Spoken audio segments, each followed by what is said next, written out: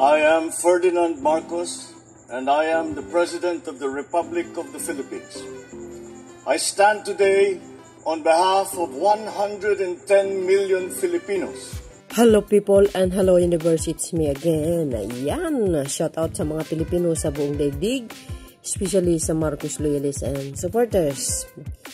Nakikita nyo guys, yung nakikita ko, yan po si Pangulong Marcos Jr. Nandyan po sa Pasay City. Umaten po siya ng yung OFW Family Day, no? Dahil dyan guys, sa mga OFW na yan, no?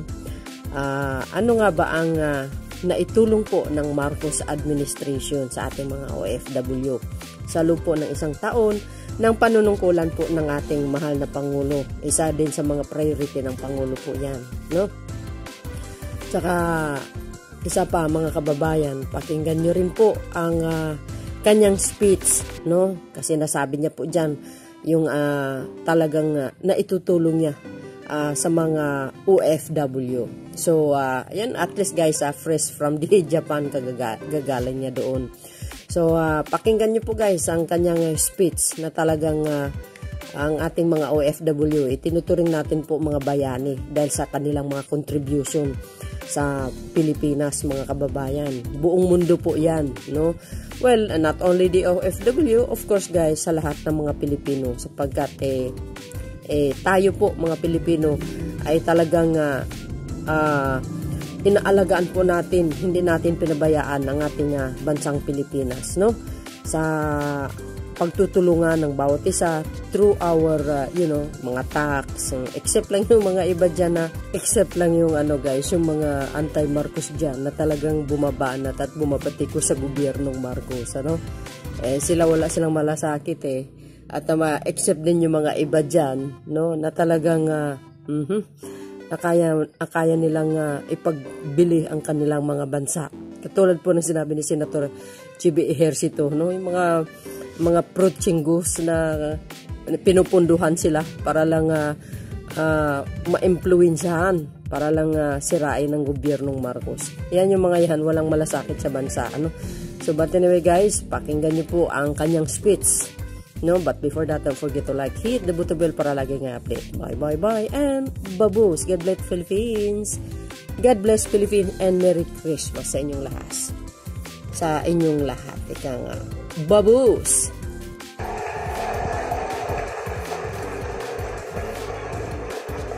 Maraming salamat. Maraming salamat sa ating DMW Department Officer in Charge, Undersecretary Hans Leo Katbat. Oy, this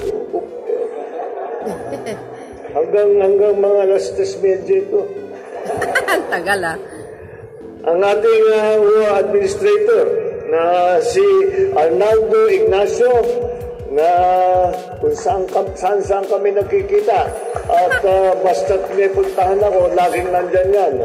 Basta't may pangangailangan ang ating OFW. Pareho na rin kay Yusek Akdak na talagang pagka nagkakaproblema, hindi ko nang kailangan tawagan. Pag-on ko ng television, nandun na sa Kuwait, nandun na sa Israel, nandun na sila, sa nangangailangan ng tulong ang ating mga OFW. Kaya malaking pasasalamat natin sa kanilang napakagandang trabaho para tumutulong po sa inyong lahat. Ang ating mga bagong bayani at pinakamahalaga sa lahat, ang mga minamahal at magigiting ng OFW sa iba't ibang panig ng mundo na nakauwi rito ngayon at atin ay kasama upang mapagdiriwang ang Pasko bago balik sa trabaho. My fellow workers in government, other distinguished guests, ladies and gentlemen, gandang umaga po sa inyo lahat.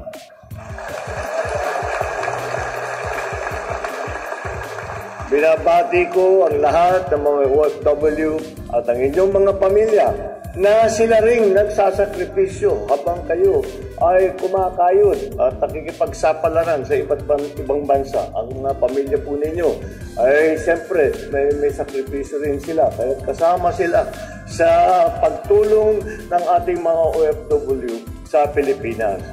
Kaya napakaganda na kayo'y kasama sa pagdiriwang ng ating OFW Family Day. Masaya ako na magkasama tayo sa araw na ito upang magsaya at makapaglibang. Lalo na at 5 araw na lang ay Pasko na. Yay! Merry Christmas sa lahat! Tunay talaga, napakalaki ng kontribusyon ng ating mga OFW sa ating lipunan, sa ating lahat dito sa Pilipinas. Hindi lamang po remittance ang ating pinag-uusapan at ang pagtulong sa ating ekonomiya. Baon din nila sa kanilang pag-uwi ang mga bagong kasanayan at kaalaman na ibinabahagi sa ating lakas paggawa. Kaya naman po, inaalay namin ang araw na ito bilang parangal at pagpapasalamat sa inyong paghihirap, pagsisipag at inyong sakripisyo. Nais din po namin higit na pagtibayin ang pagmamahalan ng inyong pamilya, lalo na at madalas ninyo silang hindi makapiling sa mahabang panahon. Nawat mas maging matatag ang samahan ninyo ng mga anak at makapiling din ninyo ang isa't isa sa pamamagitan ng okasyon na ito. Nais ko rin ipapatid sa inyo na hindi tumitigil ang pamahalaan sa pagkilos upang maipabuti ang inyong kalagayan.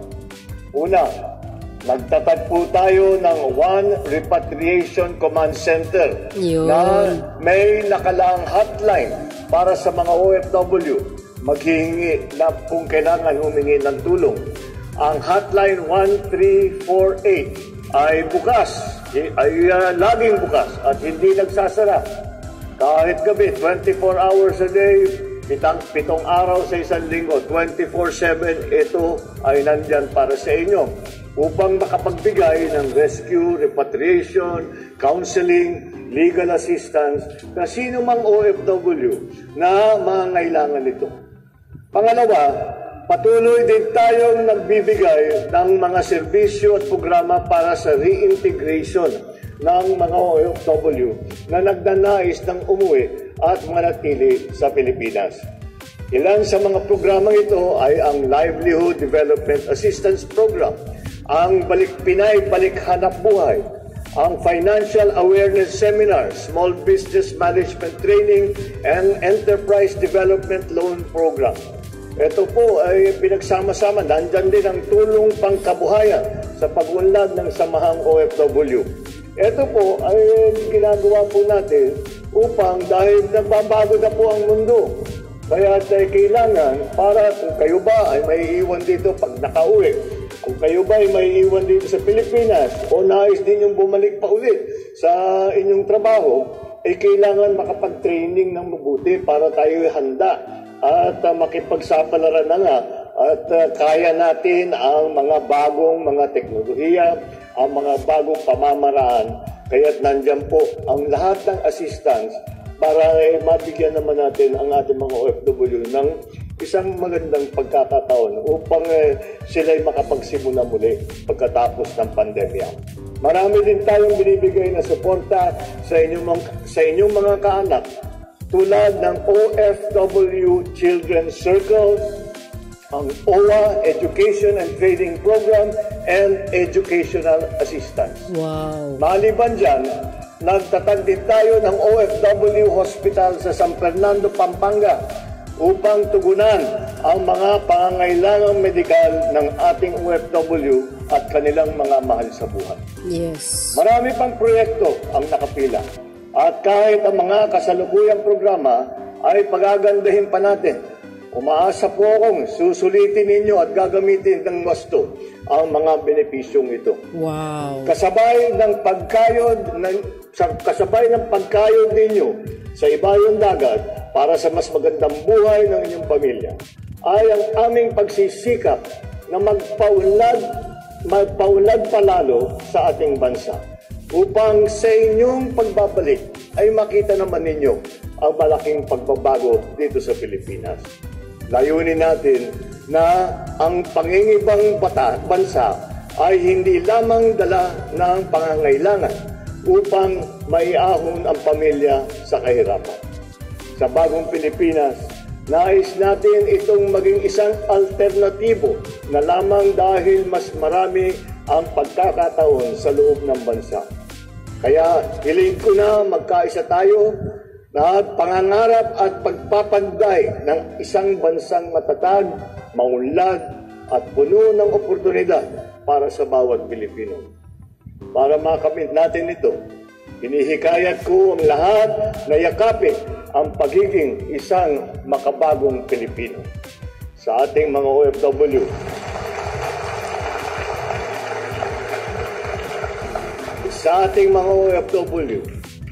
na araw-aray ay nagpapamalas ng sipag, husay at katatagan sa inyong mga propesyon at siyang maipagmamalaki natin sa buong mundo. Kayo ang tunay na halimbawa ng makabagong manggagawang Pilipino. Sa inyong patuloy na pakikisa, buo ang tiwala ko ngayong maitataguyod natin ang isang bagong Pilipinas para sa mga Pilipino, ngayon at sa mga susunod pang henerasyon. Muli, binabati ko ang ating mga magigiting na OFW sa inyong mga mahal sa buhay. Maraming salamat at mabuhay kayong lahat. Maligayang Pasko at manigong bagong taon. Maraming salamat po, mahal na Pangulo.